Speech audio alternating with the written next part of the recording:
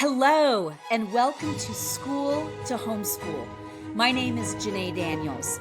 I'm a wife, a mother of 6, and a former middle school teacher turned homeschool mom. I have kids in their 20s all the way down to elementary age and everything in between. Are you thinking about pulling your kids from the public school system like I did, but you are scared to death and don't know what to do next? My friends, I felt the exact same way, and you have come to the right place. I want to help your family leave the system so that you can take the hearts and minds of your children back. Hello, my friends, and welcome back. I am very excited for our guest today. I want to introduce you all to Andrew Pudewa. Andrew is the founder and director of the Institute for Excellence in Writing. Presenting around the world, he addresses issues relating to teaching, writing, thinking, spelling, and music with clarity, insight, practical experience, and humor. His seminars for parents, students, and teachers have helped transform many a reluctant writer and have equipped educators with powerful tools to dramatically improve student skills. Although he's a graduate of the Talent Education Institute in Japan, Suzuki Method, and holds a certificate of child brain development, his best endorsement is from a young Alaskan boy who called him the, quote, funny man with the wonderful words. He and his beautiful, heroic wife, Robin, have homeschooled their 7 children and are now proud grandparents of 15, making their home in northeastern Oklahoma's beautiful green country. And on a personal note, we use Institute for Excellence in Writing for writing as well as spelling and all sorts of other things. So I'm very familiar with the Institute for Excellence in Writing and endorse it wholeheartedly, as my children are very familiar with Andrew and his work. And so they were excited. They're like, wait, is that the guy we watch? And I'm like, that's the one. So Andrew, thank you so much for coming on today to talk about cultivating language arts from preschool through high school. I appreciate you coming on. It is a great pleasure, Janae, and I get to show up kind of incognito with the beard now. Your children might not even recognize me. Probably not, because they're used to you not having a beard. So, but they know your voice, and they're delighted when they get to hear you, because my son said, he's like, he's pretty funny. And I said, he is. And he's like, I like that, because then it's not boring. And so thank you for not being boring for my children. Do my best for those boys. So, well, let's get started with language arts. Okay. What are the language arts? Because I think of this as a term we use in public schools all the time, but we've never actually taken the time to define what it is. Yeah, I was having an interesting conversation with the superintendent of a school district in Eastern Washington State. And in the conversation, I said to him, well, I don't like the term language arts. Well, of course, who does? Because as soon as you say it, it conjures up a whole lot of yucky stuff all at once. People start thinking, oh no, there's phonics and reading instruction. You got to do sight words, and then you've got to learn how to make letters and write. And do you do copy work, or when do you start like creative writing? But then, of course, you've got to get into composition and grammar. And then, oh no, right around the corner is going to be reading comprehension and literary analysis and public speaking, and who knows what other yucky stuff is going to, come under that umbrella. So it seems to be just a term that's overwhelming and unpleasant for everyone. So I said to him, that's why I don't like the term. And he responded to me by saying, well, that's because you don't know what they are. Wow. And so I took a little humble pill and said, okay, what are they? And he said, well, in a more classical way of thinking, there's only 4 of them. And they are listening, speaking, reading, and writing. And then he said, I think the smartest thing I have ever heard anyone in a school say to me. He said, one of our big problems in schools is that we put a lot of energy into teaching reading and writing because we test those, but we don't spend much time teaching or cultivating listening and speaking, because we don't assess them. They're hard to assess. And so we continued the conversation. This whole thing really affected me strongly because it was resonating a lot with what I was already kind of discovering and starting to teach. And so developing that theme ended up in 2015 when we redid our company logo. we put a little tagline on the bottom, IEW, listen, speak, read, write, think. And so now I talk about the arts of language in those terms: listening, speaking, reading, and writing.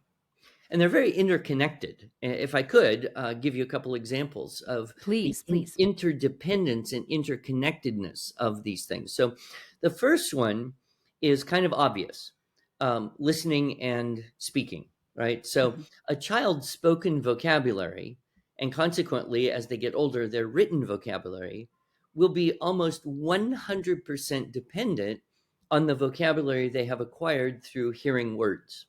Right? Mhm. A child is very unlikely to say a word they have not heard. Now, as we get a little bit older, okay, maybe, teenage years, you could see a word, figure out what it is, guess on how it's pronounced, and try to use it in a conversation or composition. But that's really a very advanced level. For younger children who are all developmentally growing their vocabulary and their basic speaking and writing, they're not going to use words they haven't heard before. So that means if you want a better vocabulary, what do you have to do? Put a high quality of language into their mind. And we can Mm. talk later a little bit more on the best ways to do that. Another relationship that isn't quite as obvious is the relationship between between listening and reading. Right now, when children are reading, they're seeing letters, they're using their phonics skills, their word to text skills, their word recognition, all of that to try and figure out what the word is, right?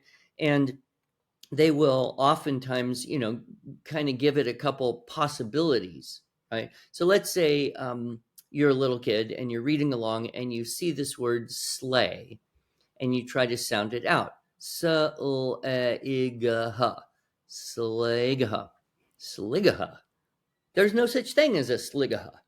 Yeah. How do you know there's no such thing as a sligaha? You've never heard it. The Mhm. fact that you've never heard the word eliminates it as a possibility for what it could be while you're reading. Because for a young child, the only words that exist are the ones they know, right? So Right. they're reading along, and so they say, well, there's no such thing as a sligaha. It must be something else. So they stare at it a little bit longer. And if they're lucky, they realize, oh, that's that EIGH thing. That says A, like in 8.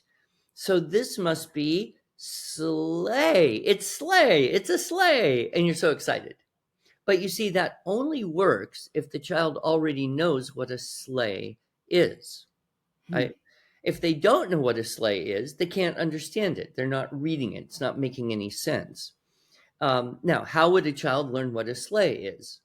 Well, we're a little short on sleighs in modern life. We don't, see them on a daily basis. Maybe you see a fake sleigh with a fake Santa at a fake Christmas in a fake mall. I don't know. But for the most part, it's just not going to be in an active vocabulary unless they have heard the word. Now, where would they be likely to hear it? In a story with context or an illustration, in a poem, perhaps, maybe in a movie. Someone says sleigh, and then they get into this vehicle that's pulled by animals and goes across the snow, and they can put the two and two together, and that happens a few times. But if they don't know what it is, they can't read it. So it might as well be a sleigaha. No difference. So there's a huge dependence on the reading vocabulary as based on the vocabulary acquired through auditory input, through listening. Another one that's maybe not quite so, it's a little bit obvious, I think, if you think about it for a minute, and that's the relationship between speaking and writing. So what are Mm. we doing when we want to write something? Well, basically, we have to have an idea. The idea has to come from somewhere. If there's no idea, there's nothing to write. And I'm sure you've heard kids say, I don't know what to write. I can't think Yes. of anything. I don't know what to say. Uh, so they're stuck right there in the finding of the idea. Now, ideas can pre-exist inside the memory and imagination, or they can be more immediate. I'll give you an example. If I said to you, please write about the last trip you took with your family somewhere, I'm asking you to rely on your memory and imagination for the ideas. If I Mhm. said, write about the room that you're in right now. You could just look around and say, okay, what's here and what could I notice about this room and say about that? Another differentiation would be ideas can pre-exist in words, or they can pre-exist primarily in sensory impressions. How do you mean? Example, if I said to you, please write about your dog, I am asking you to rely on your experience with your dog, and that's primarily sensory, motor, emotional, visceral feelings. There's not a lot of words attached to dogs. There's a breed, a name, but other than that, it's very visceral, very internal. Mm-hmm. And so you would have to pull up your memory and imagination and emotion and experience with that dog, and then attach words to those things, and then try to express ideas about your dog with those words. Now, if I said to you, please tell me your favorite Aesop fable or parable from the Bible, now I'm asking you to tell me something which pre-existed in words. When it came to you, it came in words. Mm-hmm. So those are the two things. But regardless of where the idea comes from, you've got to find the idea. Once you Right. find the idea, what do? Speak it into existence. You basically talk to yourself. When you're writing something, you're talking to yourself. So you speak it into existence, you hear what you heard yourself say to yourself, and then you have to hold that in your memory long enough to go and get the technical information, right? The letters and the words and the punctuation, the mechanics, whatever you need to be able to write that down while you're holding it in your memory. And once you've got that sequence of words written down, you go back, get the next idea, speak it into existence, hear what you heard yourself say to yourself, hold that in your memory while you wrestle the technical information onto paper or a keyboard. And you continue that process until you have, enough or you run out of ideas. Uh, but the thing is, if there's a breakdown anywhere in that process, the finding of the idea, the speaking it into existence, the hearing what you're hearing yourself say to yourself, the remembering of what you said to yourself, and then having the technical information to write it down. If there's a breakdown anywhere in that process, it's overwhelming. The poor child is frustrated. And what do they have to do? Go start all over again. So writing Mm-hmm. is an insanely complex thing, but it's very dependent on the vocabulary you have, which you develop through listening and speaking, your ability to talk to yourself and hear what you're saying, and your memory in order to remember what you said to yourself. And I'm sure you've noticed that there are children who can talk to themselves and not know what they said, right? Yes, it's They true. can talk to It's true. anybody and not know what they said, and they can say things and not remember what they said. So there's skills involved here. The Mm-hmm. last thing I might point out in this regard is that in English, we have two words that are very similar in meaning, but not quite perfect synonyms: hear and listen, right? Mm-hmm. Here, everybody hears. Hearing is accidental. Unless you're deaf or hearing impaired, you hear all the time. You can't not hear. Listening, however, is a different nuance. It's more of a transitive active verb. You listen to something, you listen for something. There's an intentionality. So I would argue that while hearing is a natural human function everybody has, listening is a human skill which can be cultivated. Same thing with speaking. Everybody talks, right? Unless you have a speech impediment or a neurological problem that prevents it, everybody talks. Um, but speaking has that intentionality. I'm speaking to someone, I'm speaking Mm-hmm. about something. So while hearing and listening are accidental natural human functions, I would argue that listening and speaking can be practiced and improved. But which is funny that you bring that up because last night my 8-year-old said to me, she said something and I was not listening. And I looked at her and I said, I hear you. And she said, no, no, did you listen to me? I know you heard me, but and she's 8, and Yeah. she has all these older siblings. And so her vocabulary is quite good, but she's also very intuitive. And she said, no, look at my eyeballs, mom, and listen to me. And I went, okay, I am listening to you Yes. now. Love it. So Love it. Beautiful. So let's talk about the stages of development as it relates to the language arts. starting with preschool. Yeah, so young children, and when I say preschool, I really don't like grade levels. I try Mm-hmm. to divorce myself from using terminology of nth grade. Yeah. But generally, we're thinking about children in preschool being, say, 3.5 to 5.5, maybe plus or minus a year, depending on development and aptitude and all that. And so I would argue that at that age, the most important thing you can do is the listening part.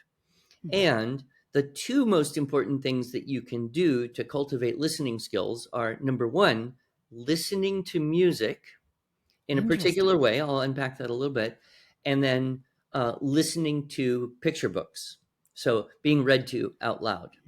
Now, Mm-hmm. music has an unusually interesting place in language development. We would kind of think of them as separate, but no, language itself is very tonal, right? If I Mm-hmm. were speaking a language that you did not understand, you would not be hearing language. You would be hearing tones, short tones, long tones, going up tones, going down tones, louder tones, softer tones. But if I kept at it, right, and I had a thing like my glasses and I kept saying, Hohoya, Hohoya, Hohoya, Hohoya, Hohoya, and I kept using a tonal pattern in relation to the object, you would pretty soon get the idea. Oh, that is an Hohoya, which it is not in any language I know. But that's how children will start to affix meaning to objects and ideas through recognition of tonal patterns. So when you use focused listening for children, and I'll Mm-hmm. explain what I mean by that, you're actually cultivating the language ability of differentiating tones. Now, music in our world is used very badly. Um, it's ubiquitous, and 90% of it is bad. Mm-hmm. So it's not benefiting most of us to have the music that we have in our world. You go into a store, you turn on a radio, stuff that you have to suffer if you watch a video or whatever. So what I would recommend is that children, parents of young children, this would be, from preschool, but all the way up to say 8 or 9, maybe even 10 years old, have a nice little 2 or 3 minute chunk of a beautiful piece of music. You don't need to know a lot to do this. All you need is a few famous names: Bach, Mozart, Vivaldi, Handel. Throw Beethoven in there if you want, and find like 2 or 3 minutes of a great piece of Bach music, preferably instrumental and not vocal, and then play that same little 2 or 3 minute selection 2 or 3 times a day, every day for a week. So Mm-hmm. then what would happen is you'd get, 10 to 15 times during the course of a week, or more if you did it on the weekends, the child would hear that same 2 or 3 minutes of music. And what would happen? They would memorize it, meaning they would know what's coming next. They would hear the pattern, they would recognize the pattern, they're going to anticipate the next pattern. And one of the things about memorized music, and we know this because our favorite songs come on, they may not even be good, but we grew up with them or we listen to them a lot, we know them. And so we're happy because we know what's coming. We know, oh, that's the melody, or Interesting. that's the chord pattern, or that's the rhythmic. So that creates anticipation. Anticipation cultivates attentiveness. And Interesting. the fulfillment of anticipation brings joy. So when what you think is going to happen does happen, there's that little spark of joy that happens for children. And so that's why we should try to not use music as random, whatever's in the environment or background, or accidental, as much as we should try to encourage children to just listen to for a shorter period of time. And they can play blocks or draw pictures where they need to keep their hands busy, but they're quiet and they're Mm-hmm. listening. And then the repetition builds the familiarity. The familiarity builds attentiveness. The familiarity and attentiveness build the spark of joy, and you have happy children when you do this. This I just want to interject really quick because it's true. Again, same 8-year-old, um, her kept hearing her older brother and sister play Vivaldi's Spring because they were going to be performing it for uh, their oh, homeschool cool, orchestra, cool. and she kept listening and listening, and I can't remember what we were listening to, whether it was a podcast or an audiobook, and it came on, and she's like, I know this one. Yeah. And she hummed along, and I was like, oh my gosh, you know a little bit of classical music. Yes. Anyway, so Yes. anyway, please continue. I interrupted. Please go on. No, no. So, you have that personal experience of the excitement and joy. And you can, I would recommend that parents maybe, take that 1, 2 or 3 minute selection 2 or 3 times a day for a week. And then maybe same composer, maybe a different piece of music, 2 or 3 minutes, same piece 2 or 3 times a day for a week. Then maybe same composer, a different one, and just do like Bach month. And then the next month you could do something from Mozart, different selection for each of the 4 weeks of the month. And then you could have Handel month, and you could have Vivaldi month, and you could come back and do Bach month again, or Beethoven, and just keep cycling around, because those are the best. That's the best music that's ever been written, and it should be part of the, I don't know, musical literacy, I think, of all children. It's like a birthright of our Western heritage. But What books, yeah. I was going to say, what by repeating the same composer again and again and again, what happens to those kids with those composers? Well, they would start to recognize the way the composer does things, right? So if you heard a bunch of Bach and then you heard some Bach that you never heard, there's a good chance the kid would say, is that Bach? Because it would have similar elements. Same thing, Vivaldi, right? Is that Vivaldi? Is that Mozart? Now, there are other composers who imitated the greats, so they might not be 100% correct, but they be moving in the right direction, and they will intuit an understanding of what makes Bach like Bach and what makes Handel like Handel by listening to multiple samples over years. I So, love that. but now books do the same thing.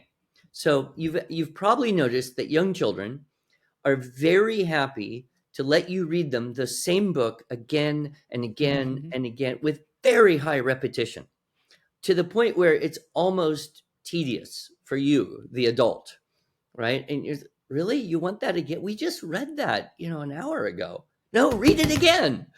Why do children do this? Well, there's a few reasons. Number one, every time they hear it, they are understanding it a little bit better, right?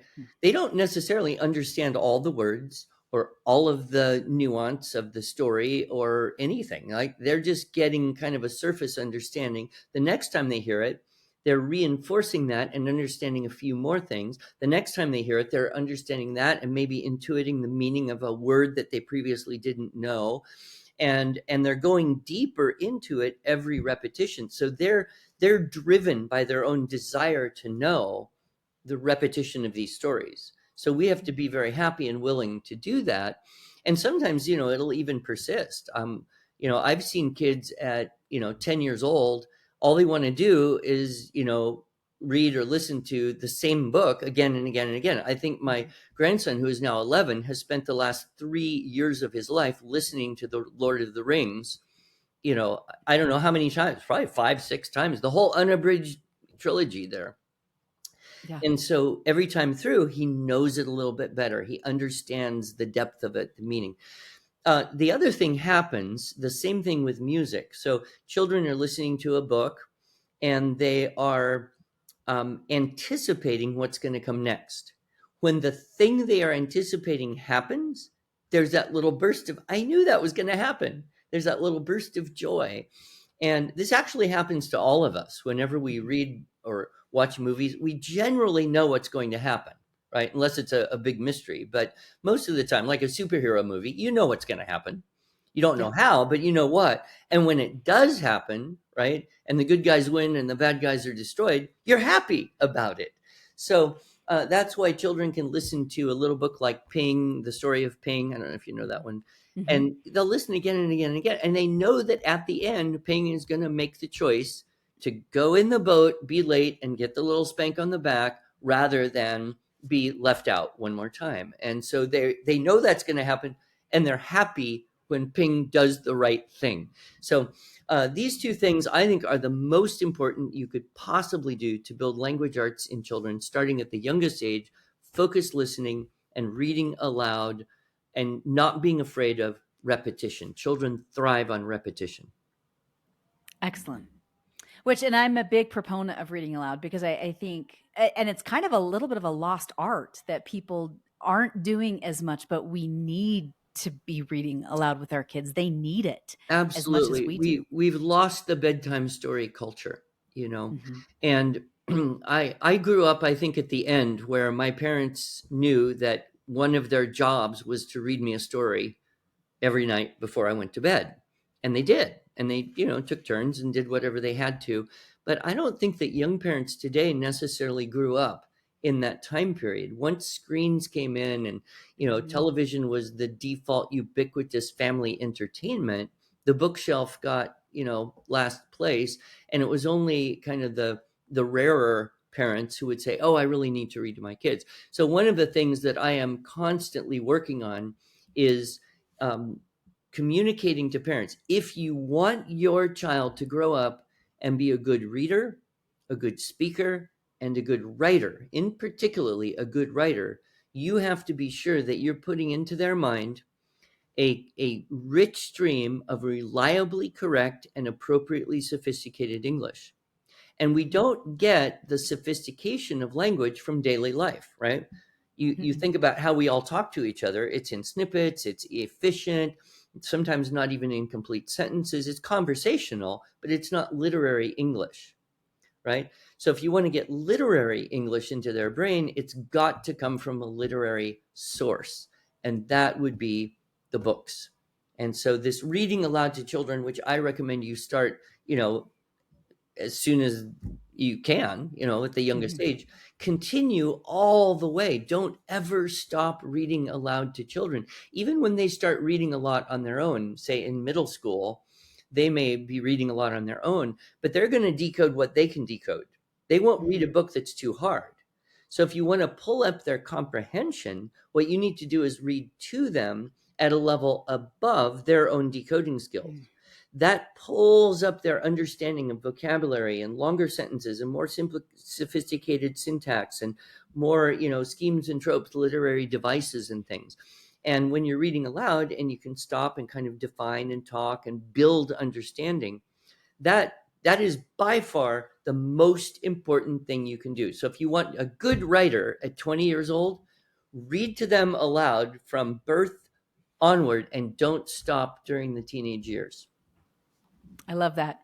Which again, same 8-year-old says. So my 16-year-old daughter is an avid reader. I mean, she reads everything, and she'll talk to her public school friends, and she's like, "Mom, the series that they love are terrible. They're not even good, and they don't even know Jane Austen." And but the 8-year-old said to me, we were at the library, and she said, "Mom, I want to read books like Katie reads." And I said, "Well, we're not quite to that level of reading yet." And she said, and I said, "Well, let's pick out some chapter books for you." And she said, "Okay, let's start with Frankenstein." And I said, "Why do you want to read Frankenstein?" She goes, "Because Katie just finished it, and I think I would like it." Yeah. And I said, "Well, we're not quite there yet. You're 8." So it made But me you chuckle. We you chose could read Frankenstein to her. That might be right. interesting, and then you can talk about some of the weird things in it. Right. But she wanted to read it herself. And I said, we're not quite Yeah. there You yet. We'll probably get there. know, though, Janae, about the abridged classics, I do. and Yes. Which those, do I you think, are want to really touch on good for those? kids in that zone 8, 9, 10. They're still, in the simpler, larger print, easier to read chapter book zone. So they can read like an abridged, easy version of, say, Gulliver's Travels.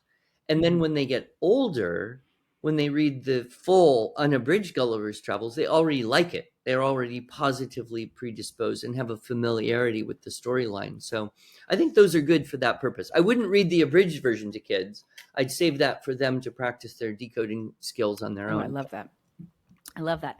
Well, let's move on to then the next stage in development. Moving up a little bit older than preschool. Again, I know and I've shared this with parents. I'm like, the grade levels don't really matter. It's where is the child developmentally. Yeah. So let's move up to the next developmental ages. Yeah, so kids are 5, 6, 7, 8 years old. They're in this zone where you now start thinking about reading and writing more, right? You Mhm. don't really think about preschool too much, reading and writing. So let's talk a little bit about reading, because I think that we have been teaching reading very badly in this country Mhm. for a long time. And the consequences of teaching reading badly in schools is that the reading skills of students have been in pretty much continuous decline for over Mhm. 50 years. Um, what happened? Yes. What caused that? For the most part, it was the introduction of bad pedagogy. And so a strong phonics-based, skills-based reading approach in first and second grade was replaced with word recognition. You can call it, the first iteration was look-say method, and then there was whole language, right? And then Yeah. and teachers are teaching this thing like, well, if you can't read the word, give it your best guess, and relying on a lot of inefficient ways to help Mhm. children become independent. What that caused was a decline in reading comprehension that was pretty noticeable around third and fourth grade. So what they said is, oh, well, we need to work harder. We'll teach more reading in first and second grade. Well, that didn't work. So let's push it down into kindergarten. Okay, well, let's push it. That's not working. Let's push it down into pre-K. You have pre-K reading curriculum. This should not exist. But Yeah. here's what I know, having had, 7 kids all over the map on early reading, late reading, very late reading, and I've talked to thousands and thousands of parents. I am absolutely sure that reading is more a brain function than it is something that can be taught and learned on demand. In Mhm. other words, Mhm. you actually cannot be very successful teaching a child to read before they are developmentally ready for it. And unfortunately, that's what we're doing to a lot of kids, and parents come out of wherever they're coming from into homeschooling, and they have this idea, oh no, my friend's 6-year old is reading so much better than my 6-year old. So my 6-year old is now behind. So I need to panic and, have anxiety and spend all of my energy trying to think about how I make this kid read. Well, it's very possible that their 6-year old was developmentally ready, before that, and Mhm. yours is not yet.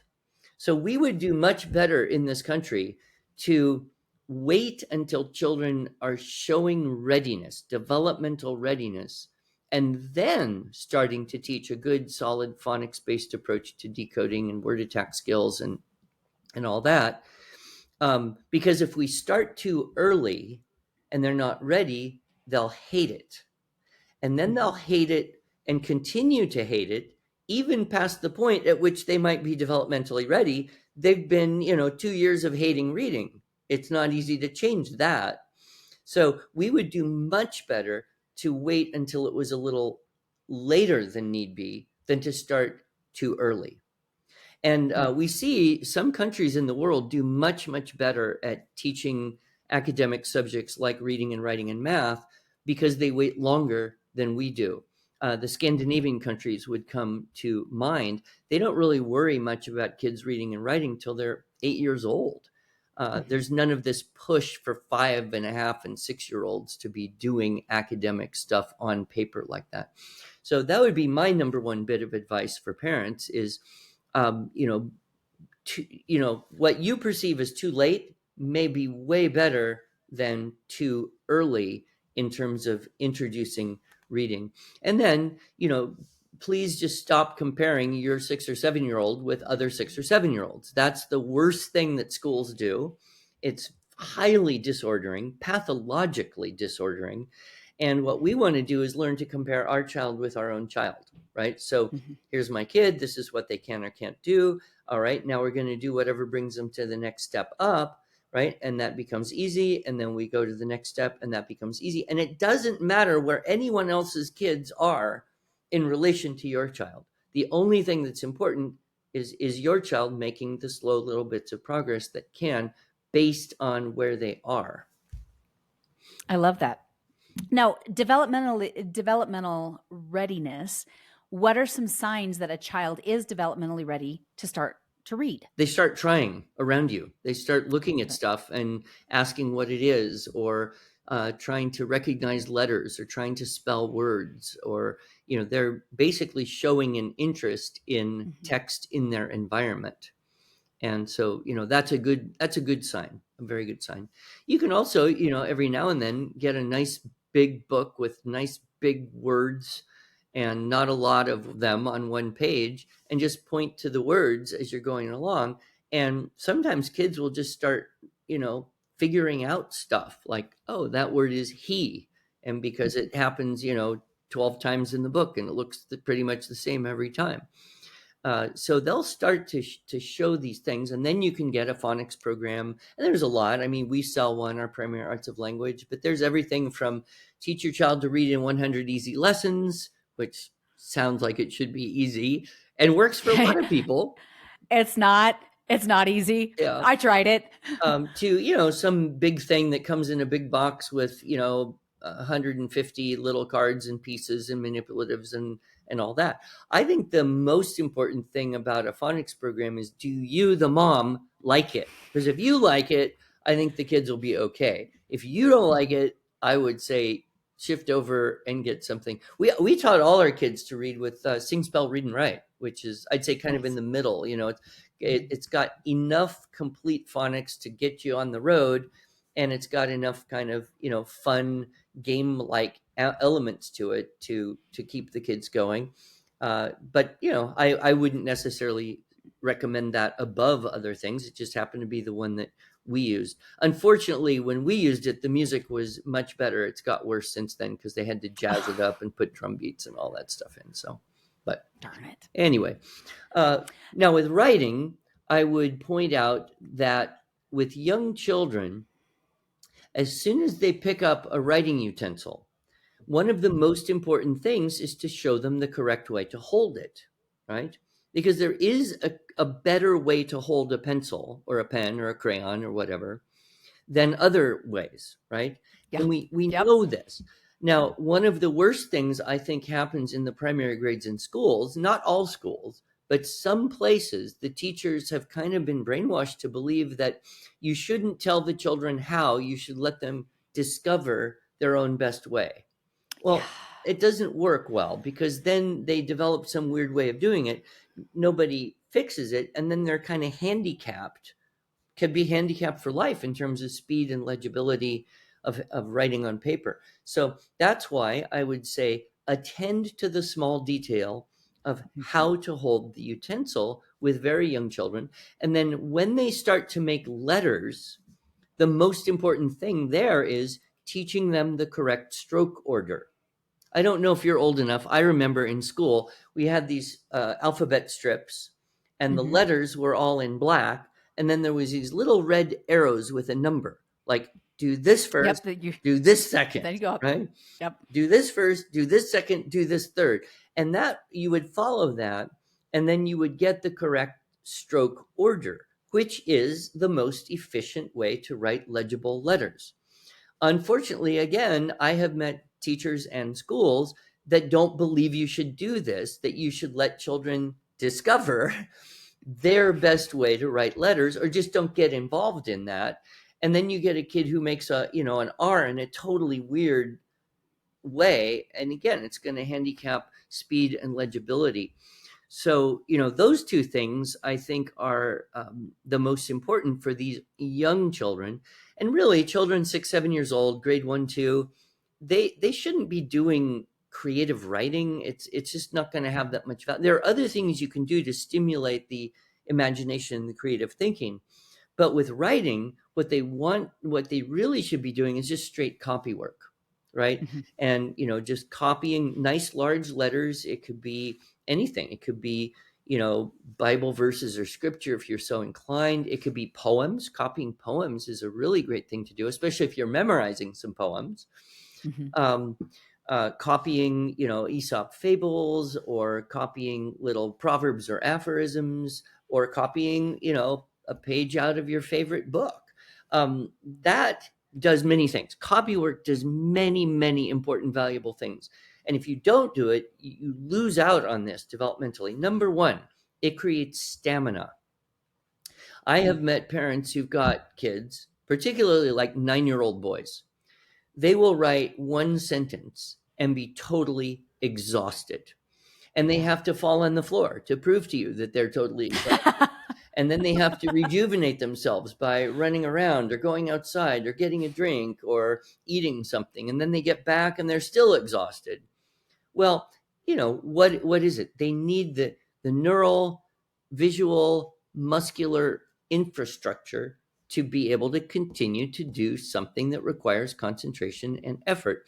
And the best way to develop that stamina is by just copy work, because then they can focus on that part and not have to figure out, okay, what word am I going to put next? No, it's right there.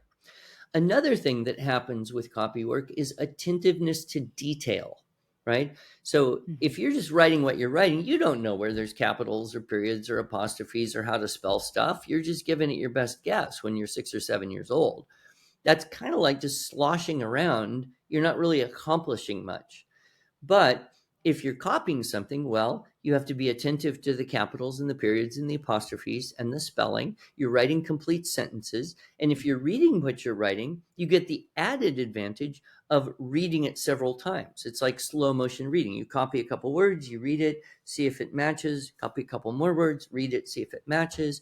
And so you're patterning excellent language as you're doing it.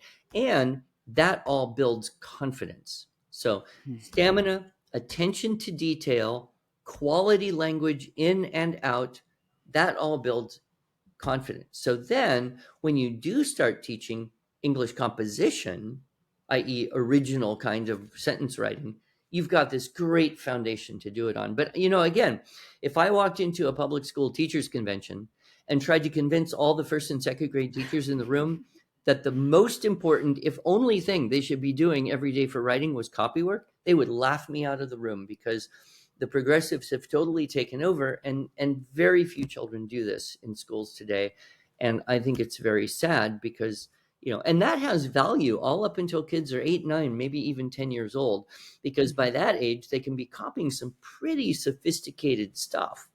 And so again, you're upping the level of attentiveness to more sophisticated detail, more complex words. Copying them is helping with spelling and helping with word recognition later on. And of course, it's pretty sophisticated to copy a page out of a novel. Yeah. Well, and I think it's interesting. I have a good friend who is an online high school English teacher, and for public schools, but she homeschools her kids. Okay. And she's like, getting these high school students to be able to write even a few sentences is like pulling teeth. And so for as much as public school teachers want to fight and go, well, no, the reality is what we are producing, what's coming out of the public school system is not good. And so we're at a 19% illiteracy rate for high school graduates. It's a frightening thing, because in a very few years, these people are all going to be, in the workforce doing stuff or failing to do stuff. And in a way, the tremendous lack of literacy and numeracy and competence that you bump into and you see happening, it's a scary future, honestly. And the disparity that's happening in our world between educated people and not educated people is much greater. 100 years ago, it was kind of like that, because a high school diploma meant you had a lot of general knowledge, a lot of basic skills. You could do stuff. But now high school diploma has almost no meaning. And the people who do have that higher level of education, the difference is just much, much greater. And that bothers me a lot, because an uneducated populace can become a tool for violence and all sorts of things you don't want. But that's a different subject we're talking about. Well, and one last thing before we move on to the next development. I did hiring for years and years and years for small business owners. And the last couple years, because I finally stopped last May and said, I'm not doing this anymore. I'm not doing any more hiring. But the amount of misspelled resumes that I got, cover letters where there was no punctuation, Wow. there was no capitalization, they couldn't even put together a coherent sentence. It was about 95% of the applications that I would get. I couldn't read their cover letters because there was absolutely no grammar Well, and to it's it. not like And they had to do it all by themselves. They could have got help. They could have right, had someone look at it and proofread it and give them, well, and the sad part about this is these were not all entry level positions, and many of these were college graduates that I was like, you should know how to write a cover letter. You should know how to write a sentence.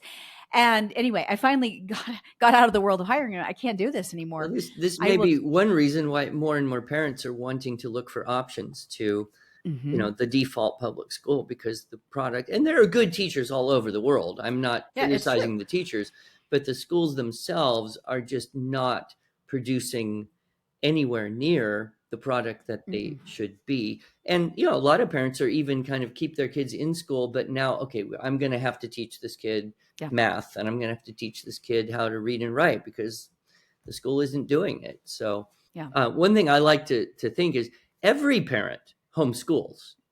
It's Mhm. just some do it all the time and some do it only a little bit of the time, but every parent is teaching their children to some degree something. Yeah, So it's true. Well, let's move on to develop. I'll get off my soapbox there. Let's move on to the next developmental stage. yeah, which I would call elementary.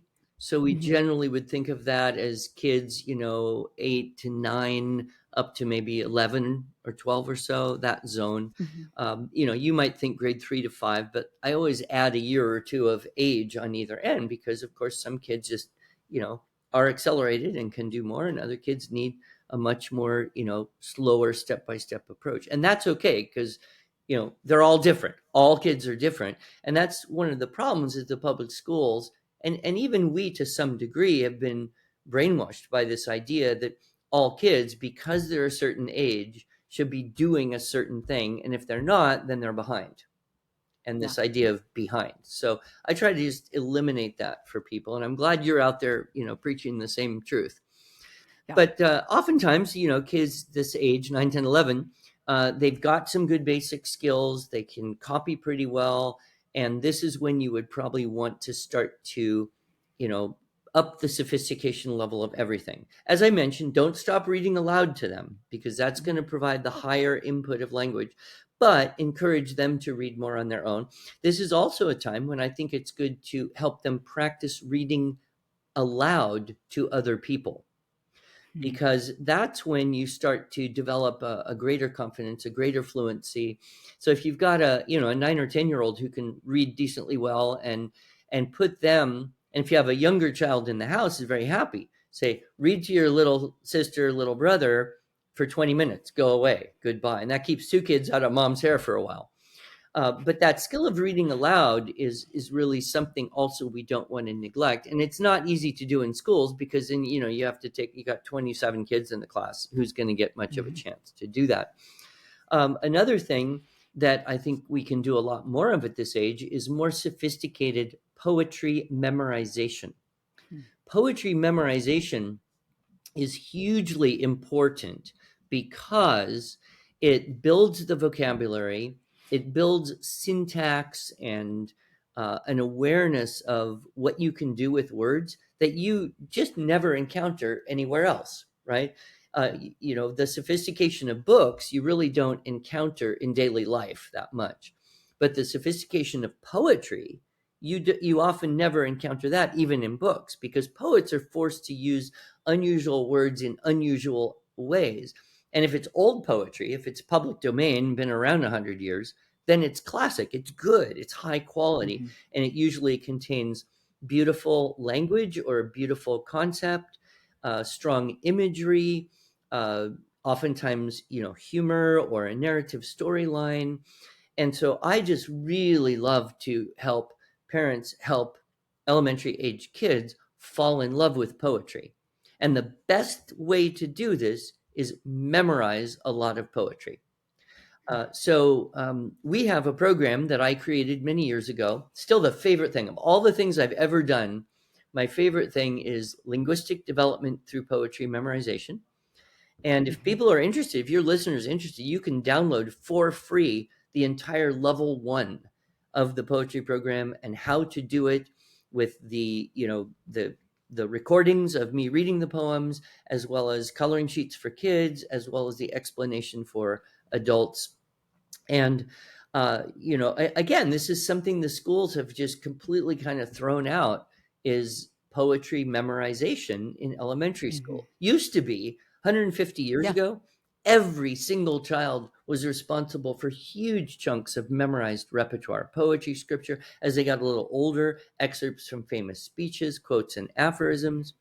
And that would furnish the mind with that higher level of language. The other thing poetry will do, if you recite poetry, if you memorize and recite it, it moves words from a passive vocabulary into the active vocabulary. Passive vocabulary is, Interesting. yeah, I hear that word or I see that word and I kind of know what it means. Active is, I can speak or write that word with confidence.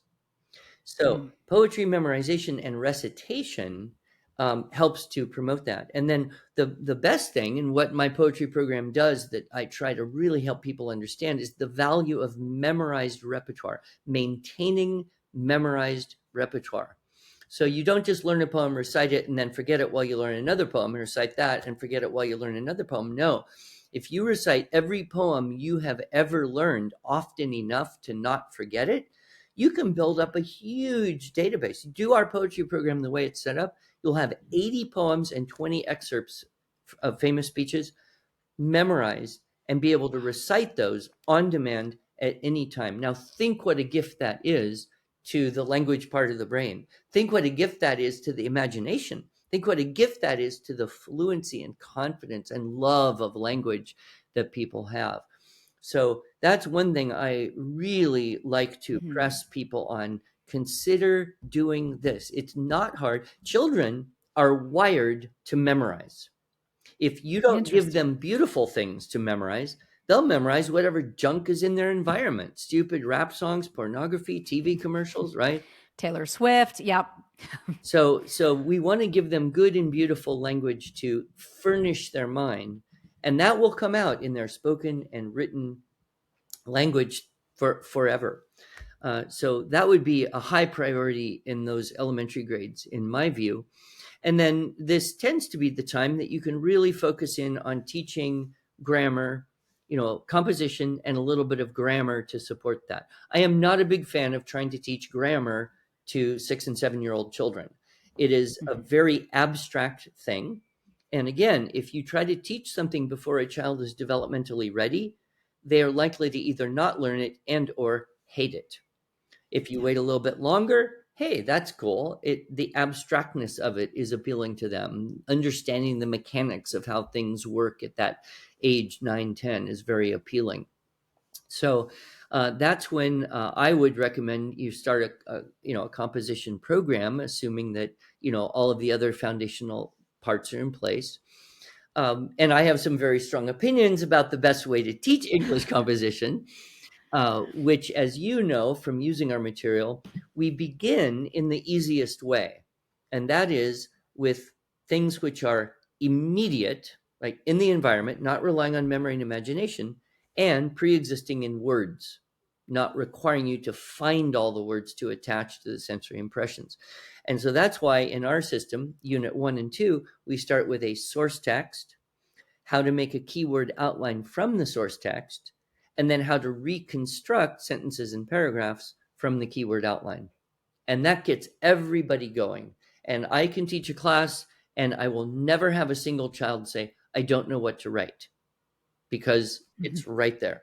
Then through all of our 9 units, we move into retelling narrative stories. You don't have to make up the story, but you do have to retell it in an interesting way, or a not so interesting way. It doesn't really matter to me, but it usually is pretty interesting because kids want to be a little creative and play with it. Unit 4, summarizing a reference. You got too many facts, and they have to choose of too many facts, which ones are worth transferring into your summary, your report.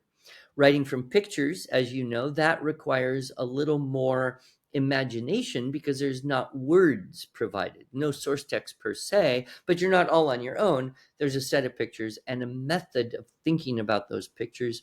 Unit 6, research. And then we get to Unit 7 is inventive writing. And that's where it's write about your dog, write about your favorite restaurant, write about, a place you wish you could go visit, write about aliens from the planet Zug, totally reliant on memory and imagination. And unfortunately, what I see is a lot of programs for, elementary age students start with that. They start with Mhm. think of something to write, then you can learn how to do it. We realize the reverse. Learn how to do it, and then it becomes easier to think of what to do and do that. Then Unit 8, formal essays, which is kind of a combination, collect up information and tell what you think of it, and Unit 9. Although in our elementary age range, like grade 3 to 5, our materials there, we stop at Unit 7, and we go on to Unit 8 and 9 in the middle and high school levels. So, again, we have free lessons. So anyone who wants to try our program can go to iew.com/free-writing and download 3 lessons with video of a non-bearded me teaching your kids with some source text and some keyword outlines and a dress up checklist, and get them going and see how that works. And if it works well, which I think it does 99.99% of the time, Oh, then you can get the rest of it and keep going, and you can really nurture a very, very competent writer. And I like that age range. You start where the reading is pretty solid, the copy work has built up the stamina, and boom, you're ready to go. I love it. Well, and I'll now go ahead and include all of that in the show notes so Super. that so it's easy to link up to IEW and get those free writing sources and see, because like I said, we've used it and it's been fantastic. My now 17 and 16-year-old went through it, and then we enrolled them in as 14 and 15-year-olds into English composition 1 and 2 at the state college, Excellent. and they both aced the Wrote circles classes. around those Yeah, quiz. I mean, Right, yeah, not a yeah. problem. And my son made the president's list, my daughter the dean's list at 14 and 15. And so zipped right through the composition pieces without a problem. So Excellent. okay, so moving on to, and so I'll link those in the show notes for those of y'all listening so you can get to those easily. Moving on to the next developmental age, Right. which So would middle be school, right? So we think of these kids as, 11, 12, 13, 14, somewhere in that zone. This is a situation where now they probably have got the skills where they can take notes while they are listening to something. Now, you wouldn't necessarily, you're reading a novel to the family, you're not going to have them take notes, but you could keep doing that. But what you could do is if you go to church and you hear a sermon, encourage or bribe them. I'm not opposed to this, to take notes during the sermon or the homily. If you don't do that, you might look at an appropriate, say, TED Talk or a video documentary on something that you're studying from history. And so what they can do is be watching and listening to someone speak, but also learning to take notes as they do that. And if you have used our writing program, you know all about keyword outlines, and that transfers very easily into taking notes in keywords from live auditory input, from live lectures of some sort. And that is a skill which is completely not taught in schools. And so you end up with college students who either have absolutely no idea of what to write down and don't write anything down, or kids who try to type everything that the professor is saying.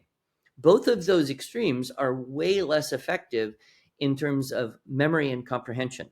So research shows, and I have actually documented research that shows that students who take notes longhand on paper will tend to write less but remember more and score higher Interesting. on comprehension quiz than kids who take notes on a laptop, because they tend to write more than they can use. They don't remember it because they're not running it through their own head thinking, okay, of all that he just said, what's the really important thing I should remember here? So that's a great skill to start teaching in middle school. I think middle schoolers are, most of them are particularly motivated well by competition. right? This can Hmm. start as young as, say, 10 or 11 years old, but usually by 12 or 13, especially the boys. So if you can get them into story writing contests or essay contests, those are Hmm. really motivating. Um, Poetry recitation contests. There's an organization called, I think it's called Poetry Alive. I'm not sure, but there's a national organization that sponsors poetry recitation contest, and it starts local, goes to regional, goes to state, goes to national. I think that the scholarship is like $20,000 or something Wow. for winning this national poetry recitation contest. So again, it's memorize 3 poems and practice them and kind of hone your delivery and acting skills, which can be easily done now. And of course, YouTube's got kids reciting poems all over the place. And it's very motivating to be in a competition. I have noticed another one I like is National History Day. That's nhd.org. And again, this starts out, local, usually in a school district or a college, and then it goes regional, and then it goes state, and then it goes national. And for National History Day, you can write a paper, you can make a documentary film, you can create a website, or you can Mhm. do a dramatic presentation. And it's generally all about the quality of research.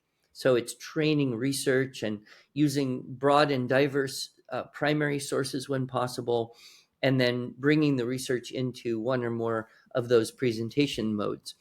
And I have noticed that kids I've been teaching, they will give me way more effort when there's a competition on the other side than I could ever get out of them by trying to threaten or cheerlead them into doing their best. So competition, very, very good. Sometimes kids can get into speech or debate as young as 12 Mhm. years old. And there are 2 leagues for homeschool speech and debate. One is the National Christian Forensics and Communication Association, ncfca.org. And the other one is STOA, STOA, which is not an acronym, it's just a Greek word. And I don't remember their website. I think it's stoadebate.org. You could find it. Yep. But And I'll link that but too. these are very, very good um, subculture, like of kids who are actually working hard to hone their language skills. They're having to research if they do policy debate or persuasive writing, persuasive speech. They can do dramatic interpretation, which is kind of like 2 notches up from reciting a memorized poem in terms of sophistication. And the culture at the tournaments is great because the kids are, they're dressed in suits and ties, and the girls are looking sharp, and they're really on best behavior and trying to avoid saying like and stuff when they speak in front of other people. It's just wonderful. So you start that, I think, around 12 years old, and you can keep going with that for 3, 4, 5, 6 years, as long as you have the stamina. So that's a great way to accelerate the speaking skills in middle school. Drama, of course, if you've Mhm. got a drama program locally or a homeschool group that can do it. And even if you don't, you can start a thing. If you don't have something you want, you can start it. In fact, my wife and I and another couple, we had together about 6 kids that wanted to do drama, and there was no group around. So we started the Central Coast Homeschool Theater Ensemble, and Oh, I love that. we started with 6 kids. We did a play every year for about 7 years. We finished with 40 some kids doing a production of A Christmas Carol, and it was great. I think all of my children who did the drama, which is most all of them, would look back and say that was one of the great things in childhood. And the ones who did speech and debate would look back and say that was one of the most valuable things I did in childhood. Then with Which you're speaking to my heart, because I was on the speech and debate team in high school and I was a theater teacher. So oh you're speaking to my artistic well, heart. you could probably do a whole podcast then on how to get going in this. I encourage you, and if you'd like to talk to any of the leaders in the homeschool debate world, I would be more than happy to connect you up with Kim Cromer. Comes to mind, good friend. I've known her for years, and so enthusiastic about high school junior and senior high school debate. The other thing I might mention before we run out of time on this group is the teaching of grammar and logic. So you can start a little bit of grammar in grade 3, 4, 5, but it's really this middle school zone where kids start to need and want to know the mechanics behind everything, right? Mm-hmm. How does language work? And the best way to teach grammar is in a language other than your native language. It's Interesting. actually hard to learn grammar in your own language because you already know everything, right? So when you take a kid and sit down and take an 11-year-old boy and sit down and say, okay, I am going to teach you English grammar. It's the equivalent of saying, son, sit down. I want to give you a little lecture here on how you ride a bike. Kid says, Dad, I know how to ride a bike. Yes, you do, but you don't know how you do it. You need to know all the biology and physics that makes bike riding possible. Of course, the kid's thinking, what's the point? Can I just go ride my bike? Really, So that is why it is the most effective way to teach grammar is to teach a foreign language, because Hmm. then you don't know what are all those things called and what are the rules that govern their behavior.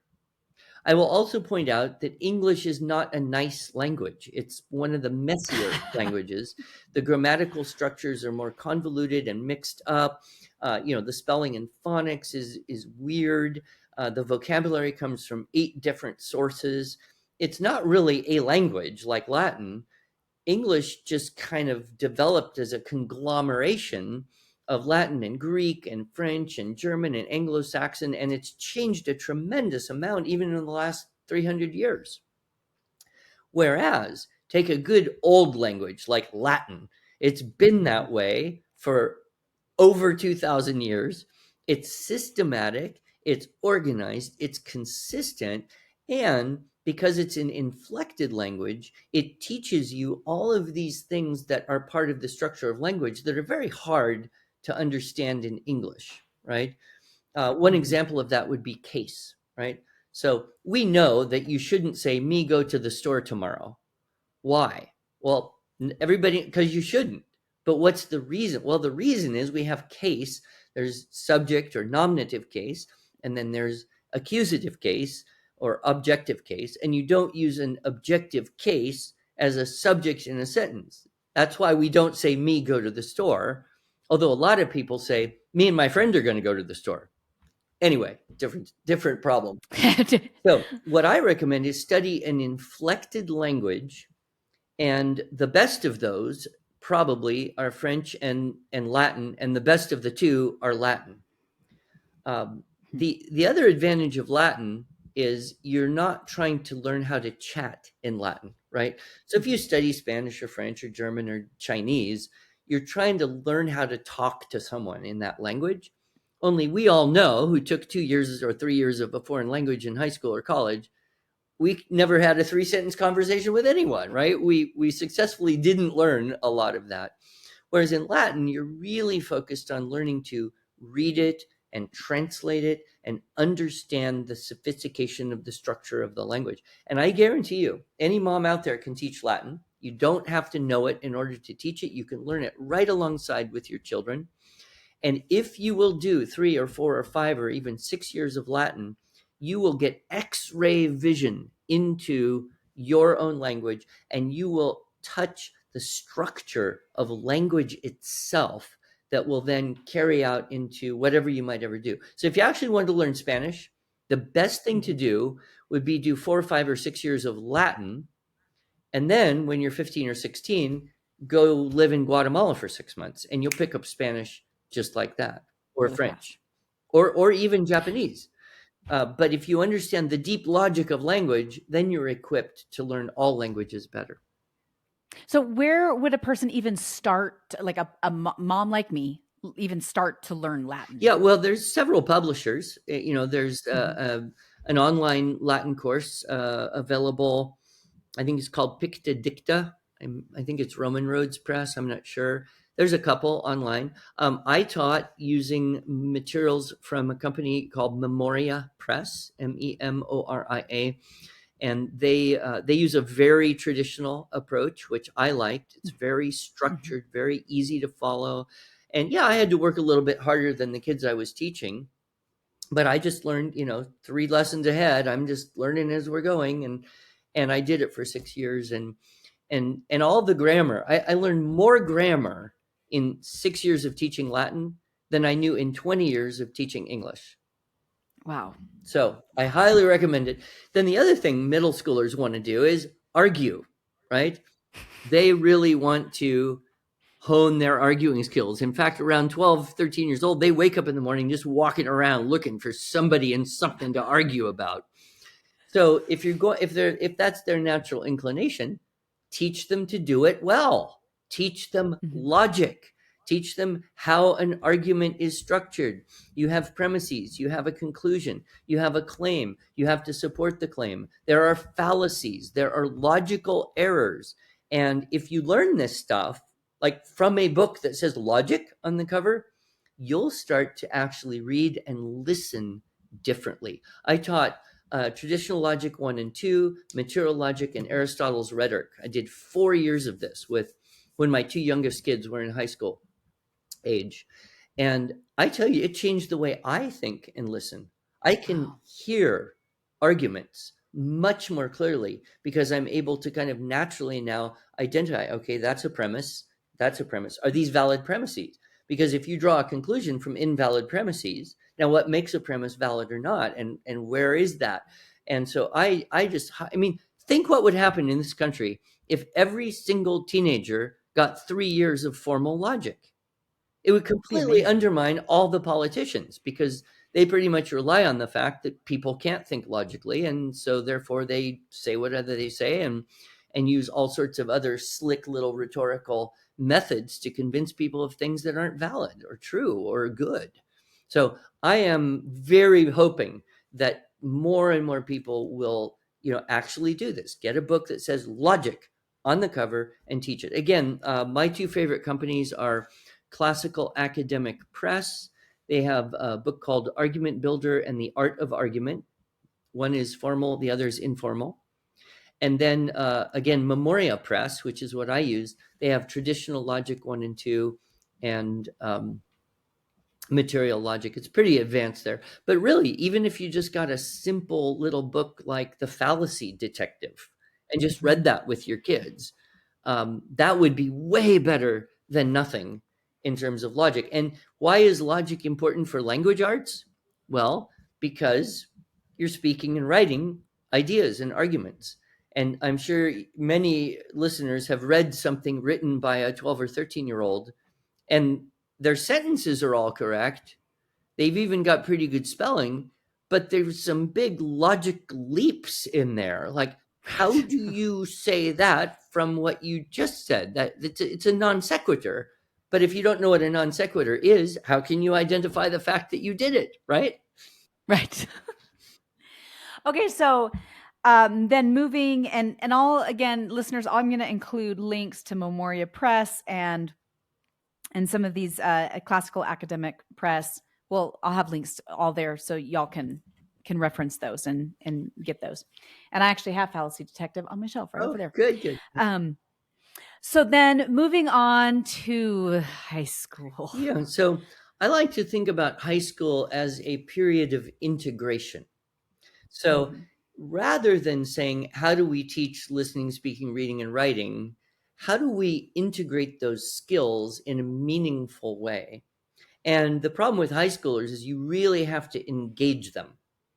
They, Mhm. they can perform things and give you the appearance of learning if you bribe them or threaten them or they just want to be good kids. But to get real learning, you've got to engage their imagination, their motivation, their intellect in an appropriate way.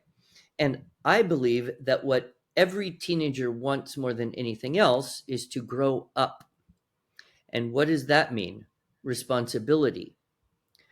And I don't know if you've ever heard of John Taylor Gatto, who wrote Dumbing Us Yes. Down and Hmm. An Underground Big History of fan. American Education. So Gatto said once, what every 13-year-old wants in the world more than anything else is real, meaningful, honest to God, life and death responsibility, which is exactly what schools contrive to prevent from ever happening.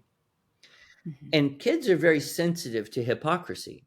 And you create some simulation of responsibility, and they might play your game a little bit, but they know in their heart this isn't real. So what is real? So what I'm looking at are things that get kids in a position of responsibility, either by spending time doing meaningful things with adults in the real world, or taking responsibility primarily through helping to teach younger children. And that's why age segregated class groupings can be so bad socially. Because, if you're 14 and all you see all day, every day is other 14-year-olds, what are you going to learn from them? Right?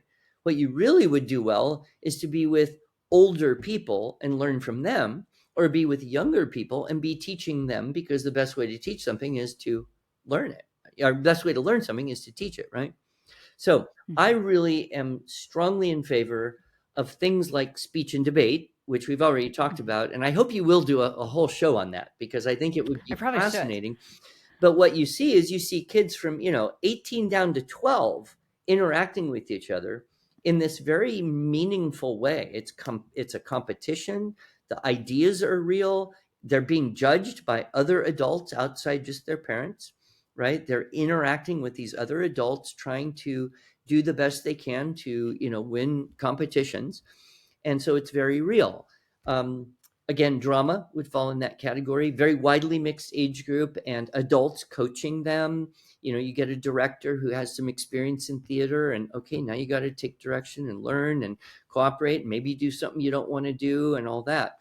Another thing that I think is particularly valuable is um, volunteer opportunities. So something like a political campaign, probably a local thing, maybe for a house or a state senate, or state representative, maybe a mayor's race, maybe a school board race. And if you've got a case where there's clearly a candidate who has some better ideas or is a better person than the other one, and you get involved in a political campaign when you're 15, 16, that's a significantly important thing in the world. Hmm. And to be involved, go door to door, write stuff, post stuff, volunteer at their headquarters, do whatever it takes, get on the phone, make phone calls. I would argue that when hard times hit, it's local politics that are actually going to have more of an impact on people's lives. The I sheriff's would agree. race in most counties is the most important political race happening. It's way more important than president of the United States in terms of how it has a direct impact on people's lives. So that I'm a big fan for. In fact, it can open up some real doors. There's a girl I knew in Texas. She used our writing program for many years, so she was very competent at writing and speaking. She volunteered for the state representative from her district in Texas, and she started working in the office, and the guy got elected, and he liked her so much that he hired her at 17 years old. He hired her Wow. to be his communication liaison. So she was the one responsible for filtering the emails and sending to where they could get answered, and answering the ones she could, and sending the ones that needed to go to him, and logging responses, and doing all that at 17 years old. Why? Because Wow. she had Wow. shown competence and responsibility. That's what kids really want. Other things, internships are great, missions Mhm. trips. Anytime when teenagers are working side by side with adults in the real world, they are going to have to listen better and Mhm. speak at their highest level and read carefully and communicate in writing if that's part of the work. And so that's a real integrator of those language arts. And then the great, huge benefits of dual enrollment programs, and why. kids at 14, 15, 16, really, my basic thought is if you've got a child who can read pretty well, write decently well, and we can help with that part, and knows math facts, right? Actually has memorized multiplication tables and can do a little bit of mental math and think mathematically, they can walk in to almost any college class, online, in person, and perform circles around most all high school graduates. And they can do that at 15 or 16 years old if they've got those basic skills. And so, my suggestion for a lot of people is just don't bother with high school, right?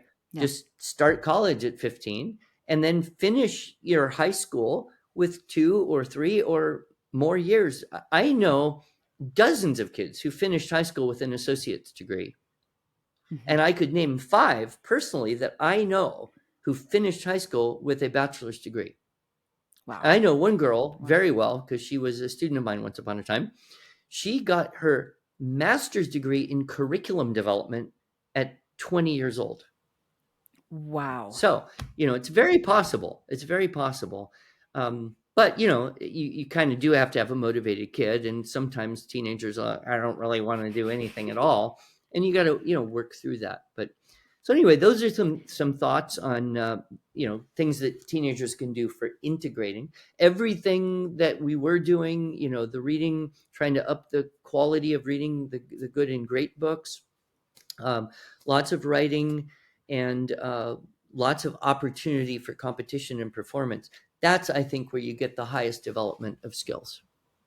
Which I love that. And back to the, they want to do something that's meaningful. My 17-year-old who's asked me to graduate him, but we have an agreement that he has to finish reading some books before I will officially graduate him. But he started working as an intern for a significant YouTuber, and he got the internship himself. He was offered a job officially about a month and a half ago, and he finally said, "What is my title?" And he said, "Well, you're the producer now."